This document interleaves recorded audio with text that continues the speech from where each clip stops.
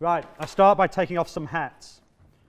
Founder and former director of the Body Festival, current arts projects manager at Papaho at the YMCA, boosted ambassador Christchurch chapter, freelance producer, trained actor 1989 to 95, although they all remain written on my body with traces of their ephemerality. As to all the references I make to image, credits and companies, they remain with me always. This presentation is prepared and given for this time, this space, and these people, with all of the limitations and freedom that brings with it. It's someone's opinion, aims to tell no one what or how to do anything. It merely will endeavour to posit a set of opinions that may be applauded by some and most likely derided by others. It makes no apologies for that. So the question, product, process, and a balance therein. Too many artists? No. Too many companies? Probably. With many companies, each with their own agendas, both artistic and administrative, their own marketing budget, their own photocopier and internet bill, a natural pressure potentially avoided by collaboration is placed on finances that have to come from somewhere, and unfortunately it can be at the expense of the quality of the product produced. Economies of scale has led us down a dangerous path where our festivals are looking more and more like each other on an annual basis. Works shared are cheaper than those presented exclusively, it seems, but what does that mean for the artist?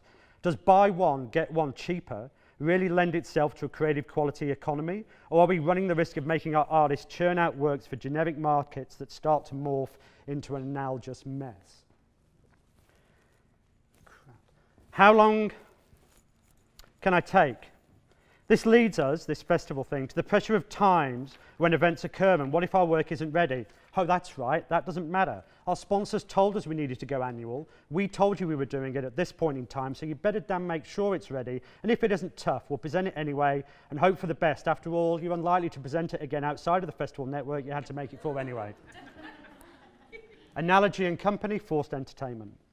Oh, yeah. Oh, and by the way, we need to put it in this space because we have to sell so many tickets. And I know you intended this to be an intimate work for a specific place, but I'm afraid that's just how it works here.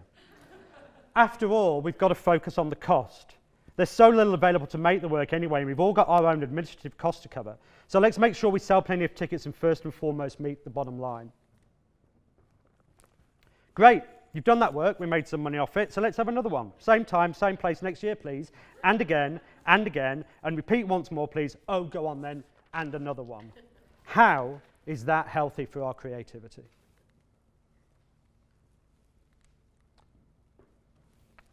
Who's leading who? Who's pulling the strings, making the artistic decisions, telling artists what to do to fit the mold? The stereotype of what an artist should be, should present, should report to, which mold to fit into, which boxes to tick at a particular moment in time, which criteria to fit into, objectives to achieve, KPIs to... No, stop, this could get really tragic and maudlin really quickly. But isn't it? Doesn't it perhaps feel that at this point in time it's not working? It's staring down or out of the crapper and we just lose sight of what we're supposed to be supporting our artists to do? To be the free creative minds that they so desperately want to be? Well, most of them anyway.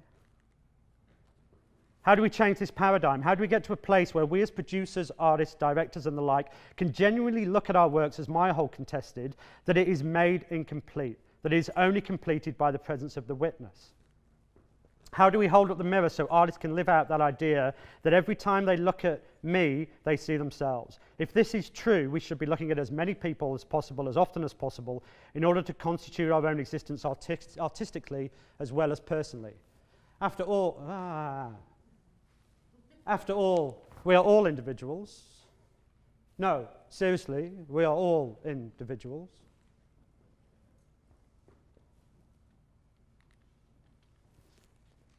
One final worrisome thing for me, and I promise I'll start talking ways forward shortly.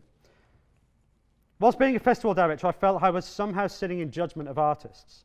I never wanted to do an awards ceremony because I felt I never had the right to tell someone in a public arena that their work was somehow better than someone else's. But it went and goes deeper than that. What right did I have to tell an artist where to perform, when to perform, and in some instances, what to perform? Where is the voice of the artist in the programming of festivals? The decisions around work is presented and when and where it is done.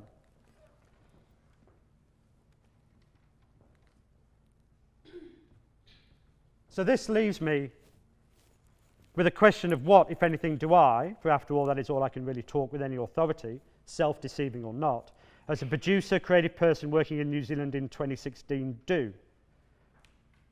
Company analogy, desperate optimists. I think it's relatively easy. It says barrier of space. Don't start the creative dialogue by telling artists where they're going to perform. The last Body Festival in 2015 used 27 venues, 5 of which were theatres. A natural progression post-earthquake was for us to have to find alternatives to the venues we'd lost. Artists began to think first not of where they had to perform, but it was a blank slate rather, what did they want to do? Then work with them to find the right space for it. Just remove the natural disaster. Whoops. Ah, great clicker. This leaves us also with a barrier of time. So let's remove that barrier and stop pressuring artists to make work that has to be ready by due date. Let's allow honest sharing of work and acknowledgement of the stage it's at. If it's not a performance, let's not call it one. Let's find new modes of presentation that aren't so pressured by the act of labelling them as performance. In 2016, I was fortunate enough to be a guest of Festival Transamérique in Montreal and saw Louise Le Cavalier's new work, Mille Batailles. It was shit. And I couldn't help but think that if it had been presented anywhere else under her name, it would not have had the reception it received, to the extent that I was frowned upon for not joining the rapturous standing ovation in her hometown. I also thought if it had presented under any other name than hers, it would have also been received differently. We must remove the barrier of ego of the name from the art of performance. New Zealand's fortunate in some ways, and it's our place in geography means that we're not exposed to ego that often. So we're more open to seeing work for what it is, not who made it. But we still need to be brave enough to program without the pressure of the name. Picture a festival or a series of events where the artists weren't named. Your decision to engage with work was based on the work, not the person who had made it. So let's take a moment to breathe. Let's remember what it's like and then find ways to give moments to that in everything that we do, as we, in Michel de Certeau's words, practice everyday life. Let's try and remember that often what happens on the way is as, if not more important than the destination itself, especially when that destination is full of barriers to us getting there the way we want to, if we're honest with ourselves. So breathe and take time. It may be about getting from A to B, but let's not force our artists to rush to get there. Let's allow them to take time, to tread steps repeatedly where necessary. Richard Long. Let's not think we have to make the journey in a set time. It will take as long as it takes, and we may stop along the way as we get distracted. Let's look outwards to look inwards. Easy to say, but how? Well, all I've said so far would be a good start. But there's one other thing we must allow, or more importantly, facilitate our artists to do, and that is to go away.